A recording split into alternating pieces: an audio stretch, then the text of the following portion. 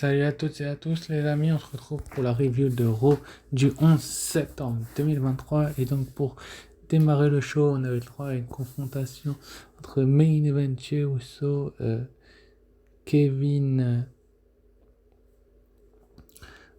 Owens et le Judgment Day. Franchement c'était pas mal pour commencer et lancer donc c'est chaud de voir cette confrontation là, même si bien évidemment que la WWE aurait pu faire beaucoup mieux dans ce sens-là, mais bon, c'est le Judgment Day, c'est Kevin Owens et c'est Sami Zayn, c'est Jey Uso et Kevin Owens et Damien Priest, Dominic et Finn Balor, donc les champions par équipe, donc c'était quand même plutôt cool de la part des officiels de la WWE de faire en sorte que les Usos soient, comment je peux vous dire ça, mis en avant, enfin les Usos, Jey Uso soit mis en avant de la sorte avec Kevin Owens qui se sont un petit peu disputés, il n'a pas oublié ce qui s'est passé avec la Bloodline, mais c'était plutôt intéressant. Et donc pour ouvrir la soirée, donc on a eu un tag team match avec l'équipe composée de Kevin Owens et de Jey Uso qui étaient face à l'équipe aux champions par équipe incontestés de la WWE, donc Finn Balor et Damien Priest. Donc Finn Balor et Damien Priest qui sont dans les meilleures équipes actuellement à la WWE. Si ce n'est la meilleure équipe, ils ont quand même réussi à détrôner les indétrônables Kevin Owens et Sami Zayn, donc c'est plutôt cool de la part des officiels de la WWE de faire en sorte que Kevin Owens et Sami Zayn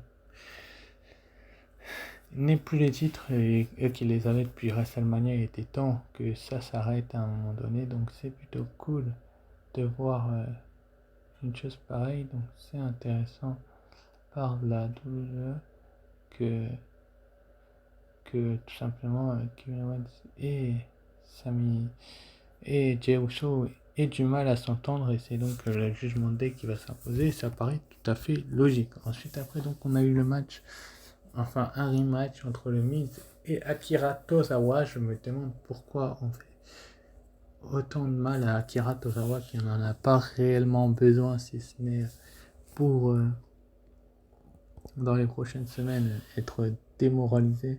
Franchement, je me demande pourquoi la WWE fait ça à Akira Tozawa, alors qu'il fait partie des meilleurs catcheurs cruiserweight, donc c'est assez décevant, mais bon, c'est comme ça. Finalement, le Miz va gagner la rencontre, donc c'est plutôt cool que le Miz gagne la rencontre dans ce match-là. Donc le Miz qui gagne cette rencontre, c'était plutôt cool, mais bon.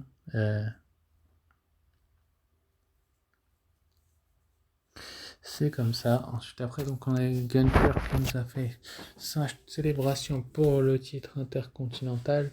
Bon, est-ce que Gunther a besoin du titre intercontinental pour être mis en valeur à ce point-là?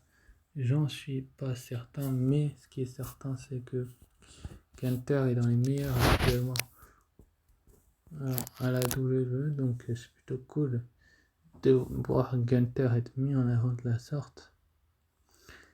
Donc je peux me tromper, mais je pense que Gunther est dans les meilleurs talents. Bon, on va voir dans les prochaines semaines comment ça va se dérouler pour Gunther et Chad Gable, qui l'a donc interrompu parce que Chad Gable fait partie des meilleurs catcheurs aussi au niveau du titre intercontinental, donc c'est plutôt cool. Mais bon, c'est comme ça. Ensuite, après, on a enchaîné donc avec le match entre Drew McIntyre et Xavier Woods, donc c'était que du positif pour ce début de show, et franchement, j'étais assez épaté. Bon, on a l'impression que AEW a remis la marche en avant. Donc Drew McIntyre, Xavier Woods, est-ce que Xavier Woods est dans les meilleurs actuellement à la WWE?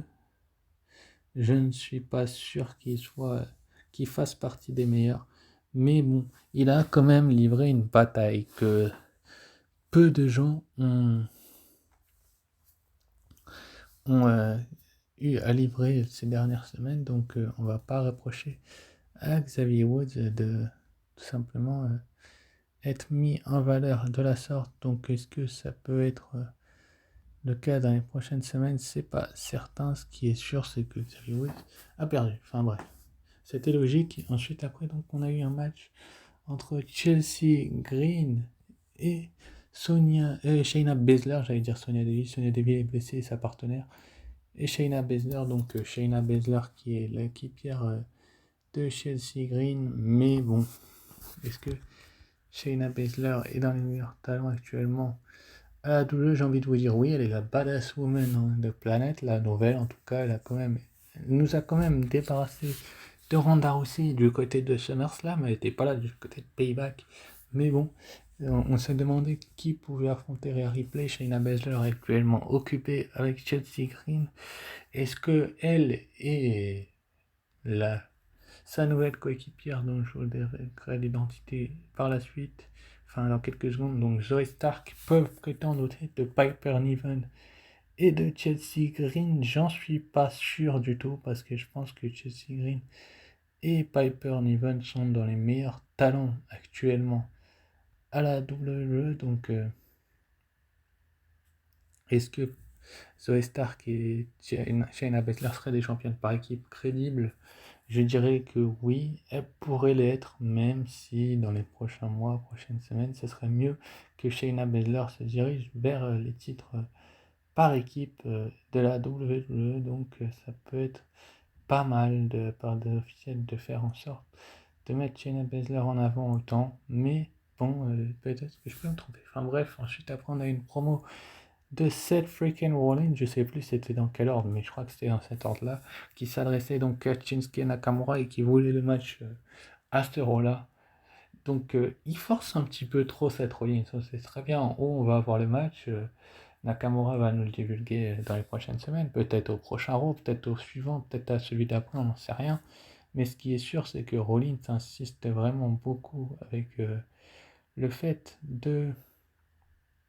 Comment je peux c'est ça, de faire en sorte que la WWE nous mette en avant ce catcheur-là, Shinsuke Nakamura. Enfin bref, Seth Rollins l'a défié, mais lui il va préférer attaquer donc Ricochet d'une manière sadique dans les coulisses et un petit peu titiller Seth Rollins. Bon, j'y vais un peu fort sur le mot titiller, mais il était quand même assez dommageable de voir que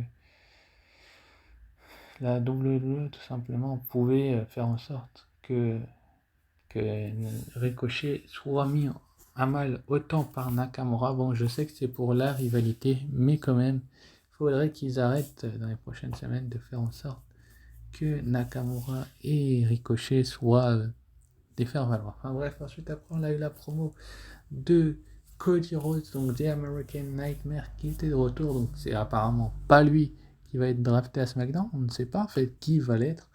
Peut-être que ça sera un des deux champions par équipe, une Balor et Damien Priest, vu qu'ils ont l'air d'y être assez souvent, régulièrement quand même, quand ils vont faire les titres. Mais en tout cas, ça peut être une hypothèse crédible. Il s'est fait interrompre, en tout cas dans sa promo, par... par comment il s'appelle? Par JD McDonagh et Dominique Mysterio. Donc ça va partir en bagarre générale et Cody Rhodes va infliger un crossroads à JD McDonagh et un cutter et un crossroads à Dominique Mysterio. Donc bonjour, au revoir Dominique. Mais bon, c'était quand même un bon rôle dans l'ensemble. J'ai trouvé avec ensuite après le match entre Assis, donc on a eu lors de la célébration de Gunther Ciampa, Otis et l'Alpha Academy qui sont venus, comment je peux expliquer la chose, sont venus s'en prendre à, à, de, à, de, à Dominique, non, à Imperium, pardon. Mais donc Imperium va pas y parvenir dans les prochaines semaines enfin, va pas parvenir, il va se faire repousser, pardon, et ça va nous mener à ce match à 6, donc Ciampa et Alpha Academy contre Imperium. Donc Ciampa qui arrivait bien évidemment avec une chaise, ça paraissait tout à fait logique que Tommaso Ciampa arrive avec une chaise, donc c'est plutôt cool que la WWE fasse en sorte que Tommaso Ciampa soit avec une chaise, même si la WWE pouvait faire en sorte de faire autrement. Suite après, donc, Alpha Academy a eu l'opportunité de de tout simplement gagner ce match, donc c'est plutôt cool pour la rivalité avec Gable de voir que Alpha Academy gagne, parce que sinon ça aurait été illogique. Enfin bref, ensuite après donc on a eu les matchs pour le WWE Women's World Heavyweight Championship, donc c'était le main event, Rhea Ripley et contre Raquel Rodriguez, donc Raquel Rodriguez qui est Raquel Gonzalez. Pour ceux qui ne le savent pas, donc Rhea Ripley qui est parmi les meilleures catcheuses actuellement à la WWE. Donc, est-ce que Rhea Ripley est parvenue à battre Raquel Rodriguez? J'en suis pas certain du tout que ce soit le cas. Donc, ça peut être une priorité pour Rhea Ripley et pour Raquel Rodriguez de récupérer le titre. Mais bon, on pensait que au moment où on pensait que Raquel Rodriguez allait récupérer ce titre, eh bien, on a eu le droit à quelqu'un qui a fait son retour, mais j'en dis pas plus, les amis, c'était quand même assez prévisible. Enfin bref, le résultat de ce match, malgré que Dominic Mysterio était banni des abords du ring, est-ce que on va avoir une nouvelle rivalité? En tout cas, on voit bien que Rhea Ripley met à mal Raquel Rodriguez. Elle va bien évidemment conserver le titre, mais c'est pas grâce à elle-même qu'elle va conserver le titre, et c'est là où je trouve ça un petit peu décevant. Mais bon, c'est WWE, on sait très bien que assez souvent et régulièrement, ils font en sorte qu'elle conserve le titre pas uniquement grâce à elle-même. Sur le papier, c'était pas que grâce à elle, mais c'était aussi grâce à d'autres personnes, comme je vous l'ai dit. C'était aussi grâce à d'autres personnes, comme je l'ai dit. Et oui, car oui, Nia Jax, effectivement, des Irresistible Force, a effectué son retour. Elle a fait un Samoan Drop sur le tablier du ring à Raquel Rodriguez. Elle l'a revu sur le ring et s'est vous fait un Riptide 1, 2, 3. Raquel, tu perds ta chance à cause de Nia Jax qui va ensuite après s'attaquer à Rhea Ripley. Donc c'est plutôt dommageable que elle ait échoué. Enfin bref, juste après on a eu donc annoncé pour la semaine prochaine. Et dans l'ensemble, Raw était bon, hein, et surtout le retour de Nia Jax. Enfin bref, pour la semaine prochaine, un Ricochet contre Shinsuke Nakamura à nouveau, donc c'est assez souvent qu'ils s'affrontent. Dominic Mysterio, lui, va se retrouver face à Cody Rhodes dans un match qui peut sentir la poudre, étant donné la rivalité qu'il y a entre les deux hommes. Bien évidemment que Dominique part favori. Et enfin, dans le troisième match annoncé pour demain soir, donc c'était pour la semaine prochaine, au dernier.